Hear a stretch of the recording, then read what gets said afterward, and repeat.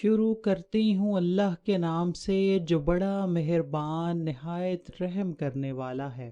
فضل و کمال، شجاعت و وفا اور صبر و استقلال کی اپنی مثال آپ ایک ایسی ہستی ہے کہ جسے لوگ عباس کے نام سے جانتے ہیں۔ حضرت سیدہ طاہرہ عابدہ فاطمہ سلام اللہ علیہا کی وفات کے 10 سال تک حضرت مولا علی شیر خدا نے کسی دوسری عورت سے شادی نہیں کی۔ ایک روز ایسا ہوا کہ لوگوں نے حضرت علی کو عرض کی آپ شادی کروا لیں تاکہ گھر داری میں کوئی مسئلہ نہ آئے۔ لوگوں کے بار بار اصرار کرنے پر حضرت علی نے حضرت عقیل کو اپنے پاس بلا کر فرمایا کہ عقیل، میرے لیے کوئی اچھا سا رشتہ تلاش کرو جو عورت نیک، پاک باز اور بہادر ہو۔ اس کے چند دنوں کے بعد ہی آپ کی شادی ام البنین سے ہو گئی۔ ام البنین ان کا لقب تھا، جبکہ ان کا نام بھی فاطمہ ہی تھا۔ حضرت امام علی کو اللہ پاک نے حضرت فاطمہ یعنی ام البنین کے بطن سے 4 لڑکے عطا فرمائے، جو سب کے سب ہی میدان کربلا میں شجاعت کی مثال بنتے ہوئے شہید ہوئے۔ حضرت فاطمہ یعنی ام البنین کے بطن سے پیدا ہونے والے سب سے بڑے بیٹے کا نام حضرت عباس تھا، جنہیں وفا، شجاعت اور صبر ورثہ میں ہی حاصل ہوا تھا، کیونکہ ایک طرف وہ تلوار حیدری شیر خدا خیبر شکن مولا علی کے بیٹے اور دوسری طرف ان کی ماں بنو کلابیہ سے تھیں۔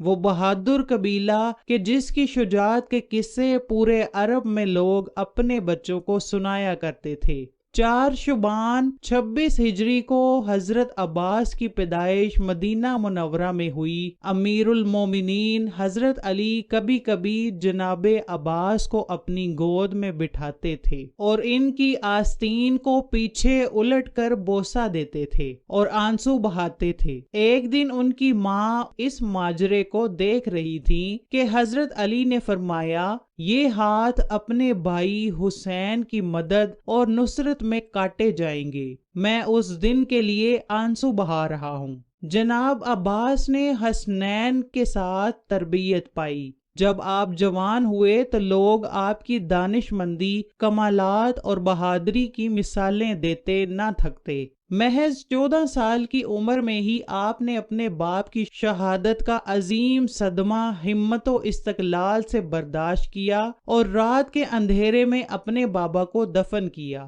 یہی وہ دن تھا کہ جب باپ کا سایہ ہٹنے سے جناب عباس کے امتحانات شروع ہوئے، لیکن آپ بھی ایسے بہادر نکلے کہ سبھی امتحانوں میں اپنی وفا کو ثابت کرتے گئے۔ پھر آپ کی زندگی میں وہ دن بھی آیا کہ جب حضرت امام حسن کو زہر دے کر شہید کر دیا گیا۔ آپ کا جنازہ بھی صحیح طرح سے نہ پڑھنے دیا گیا، لیکن یہ سب بھی ایک بہادر باپ کے بہادر بیٹے نے صرف اس لیے برداشت کیا کہ حضرت حسین نے انہیں یہ کہہ کر منع کر دیا تھا کہ عباس ابھی جنگ کا وقت نہیں ہے۔ جناب عباس کی شادی عبداللہ بن عباس کی بیٹی لبابہ سے ہوئی، جن سے اللہ پاک نے انہیں 2 بیٹے عبید اللہ اور فضل عطا فرمائے۔ آپ ہمیشہ حضرت امام حسین کے شانہ بشانہ رہے، بلکہ حضرت عباس ہمیشہ بنی ہاشم کے 30 نوجوانوں کا حلقہ بنا کر حضرت امام حسین کی حفاظت کے لیے ان کے ساتھ رہتے تھے۔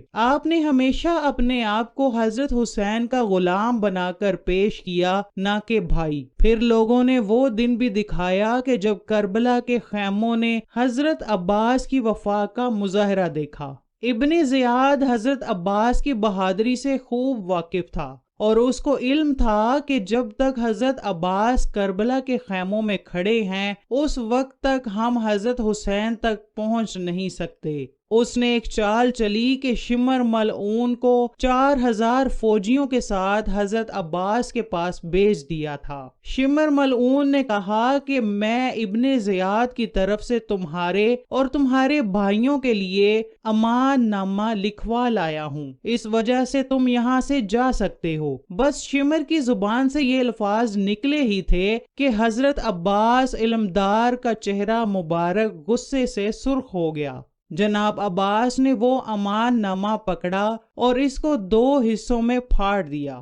آپ نے فرمایا کہ اگر تجھ میں ہمت ہے تو مجھ سے مقابلہ کر۔ تم لوگ چاہتے ہو کہ میں اپنے بھائی اور نواسہ رسول امام حسین سے غداری کروں؟ ایسا ہرگز نہ ہوگا۔ اس طرح شمر اور ابن زیاد اپنے مقصد میں ناکام ہو گئے۔ پھر جب کربلا کا میدان لگا تو سب شہادتیں پیش کر رہے تھے تو حضرت عباس نے عرض کی، یا حسین، مجھے ان سے جنگ کرنے کی اجازت دیں، میں ان سب کو موت کی گھاٹ اتار کر آتا ہوں۔ حضرت حسین نے فرمایا کہ اے میرے بھائی، یہ بہادری دکھانے کا وقت اور جگہ نہیں ہے، بلکہ یہ ہمارے صبر کا امتحان ہے۔ حضرت عباس بار بار خیموں کے ارد گرد چکر لگاتے رہتے۔ اسی طرح آپ خیموں کے گرد چکر لگانے نکلے تو دیکھا کہ حضرت بی بی سکینہ مشکیزہ لیے کھڑی ہیں۔ حضرت عباس کے پاس آ کر کہنے لگی، چچا عباس، میرا اصغر 3 دن سے پیاسا ہے۔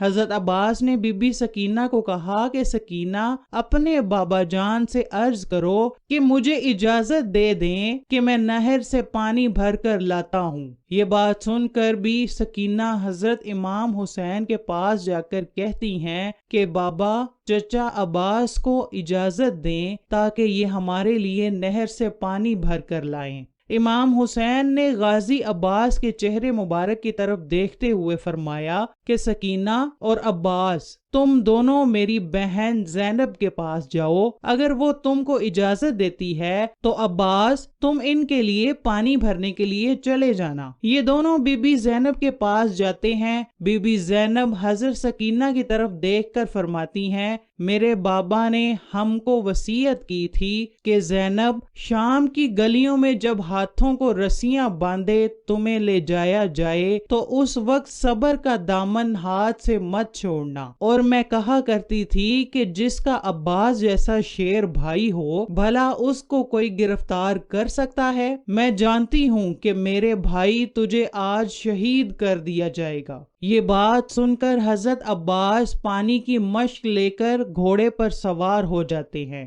ایک ہاتھ میں علم پکڑے ہوئے نہر کی طرف بڑھنے لگتے ہیں۔ تاریخ طبری میں حضرت محمد بن جریر طبری لکھتے ہیں کہ جب حضرت عباس دریائے فرات کی طرف مشکیزہ اور ننگی تلوار لے کر جاتے ہیں تو وہاں نہر پر عمرو بن الحجاج 500 یزیدی فوجیوں کے ہمراہ پہرا آور ہوتا ہے تاکہ آل رسول کا کوئی فرد نہر سے پانی نہ پی سکے۔ کربلا کا تپتا صحرا ہے، شدید گرمی ہے، سورج اپنے عروج پر ہے۔ جب نہر فرات پر کھڑے فوجیوں نے ایک شاہ سوار کو ننگی تلوار کے ساتھ آتے دیکھا تو ان میں ہلچل مچ گئی۔ تاریخ میں لکھا ہے کہ غازی عباس نے 133 یزیدی فوجیوں کو چیر پھاڑ ڈالا اور دریا پر پہنچ گئے۔ جب باقی فوجیوں نے یہ صورتحال دیکھی تو وہ امداد لینے کے لیے اپنے کیمپوں میں دوسرے فوجیوں کے پاس بھاگ گئے۔ جب حضرت عباس نہر پر پہنچے تو انہوں نے اپنا علم دریا کے کنارے گاڑا اور حضرت عباس نے مشکیزہ میں پانی بھرنا شروع کر دیا۔ جب مشک پانی سے بھر گئی تو آپ نے اپنے پینے کے لیے پانی کا چلو بھرا اور پانی پینے ہی والے تھے کہ یہ بات دل میں آ گئی کہ نواسہ رسول اور ان کی آل کافی دیر سے پیاسی ہے۔ یہ بات سوچتے ہوئے آپ نے پانی نیچے گرا دیا۔ بھلا عباس کیسے پانی پی سکتے تھے؟ جب آپ پیچھے مڑ کر دیکھتے ہیں تو وہاں سپہ سالار عمرو یزیدی فوج کو دوبارہ صف بندی کرتا ہوا نظر آتا ہے۔ اس کے ساتھ بے شمار سپاہی بھی اس کی مدد کے لیے کھڑے ہیں۔ حضرت عباس نے پانی کا بھرا ہوا مشکیزہ اٹھایا اور گھوڑے پر سوار ہوئے ہی تھے کہ ظالموں نے آپ کو تیر مارا جو آپ کے کندھے پر لگا۔ حضرت عباس گھوڑے کو خیمے کی طرف بگاتے ہیں، لیکن یزیدی سپاہی ان کو گھیر کر ان پر تیروں کی بوچھاڑ کر دیتے ہیں۔ بدبخت امرو صدا لگاتا ہے کہ یہ پانی نواسہ رسول حسین تک نہ پہنچنے پائے، اگر آل محمد کو پانی مل گیا تو ہماری خیر نہیں۔ پھر ایک کمینے یزیدی نے چپکے سے حضرت عباس پر تلوار کو زوردار کیا، یہ ضرب لگنے سے حضرت عباس کا ایک بازو کٹ گیا۔ آپ پانی کا مشکیزہ دوسرے ہاتھ میں پکڑ لیتے ہیں، پھر ظالم آپ کا دوسرا بازو بھی کاٹ دیتے ہیں۔ پھر غازی عباس پانی کا مشکیزہ منہ میں پکڑ لیتے ہیں۔ یہ حالت دیکھتے ہوئے سب اکٹھے ہو کر تیروں کی بارش کر دیتے ہیں۔ پھر بدبخت یزیدی پانی کے مشکیزے کو تیر مارتے ہیں، جس کی وجہ سے مشکیزے سے پانی بہنا شروع ہو جاتا ہے۔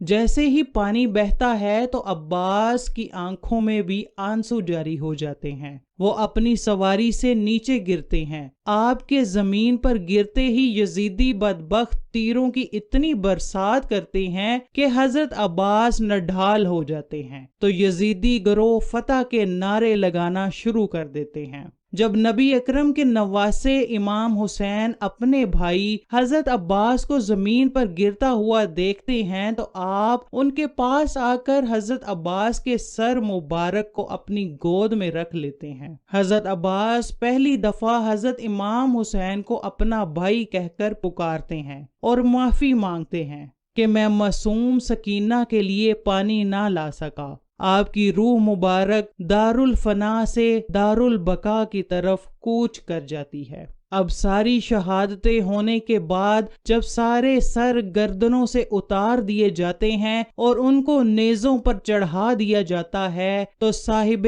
وفا حضرت عباس کا سر نیزے پر نہیں رکتا اور بار بار گر جاتا ہے۔ یزیدی فوج پریشان ہو کر حضرت زین العابدین سے پوچھتے ہیں کہ ایسا کیوں ہے، جس پر آپ ایک تاریخی جملہ فرماتے ہیں، میرے چچا نے ساری زندگی حضرت حسین کی برابری نہیں کی، تو اب مرنے کے بعد ان کا سر بھی حسین کے سر کے برابر نہیں رک سکتا۔ اللہ اکبر۔ یہ سن کر شمر کہتا ہے کہ عباس کے سر کو گھوڑے کی زین سے باندھ دو۔ لاکھوں کروڑوں سلام ہوں حضرت عباس کی وفا پر۔ اللہ پاک ہم سب کو بھی اللہ کے دین، اس کے پیارے نبی حضرت محمد صلی اللہ علیہ وآلہ وسلم اور ان کی آل پاک سے وفا کرنے کی توفیق عطا فرما۔ اے اللہ ہم سب کے گناہوں کو معاف فرما دے اور ہمیں سمندر وفا حضرت عباس سے چند قطرے وفا، صبر اور بہادری کے عطا فرما دے۔